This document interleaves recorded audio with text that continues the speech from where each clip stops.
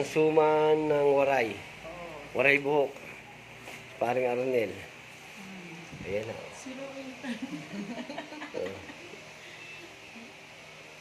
Ayan na. Pero parang marami ang laman ngayon din sa kaysa nakaraan. Hindi yun napuno no? Oo, di ba? Parang mas marami nga yan, no? Lalagyan ng tubig, tapos isasalang. Hanggang ilang minutes yan, Elsa? Mga 10 minutes, sarap. Hindi, Hindi, ano lang. Pag ano lang, pag-open na. Pag kumulo na, No, mga Ayan, ayan. Ang inyong vlogger, si Bisayang Ungas, ay nag-assist ako na gumawa ng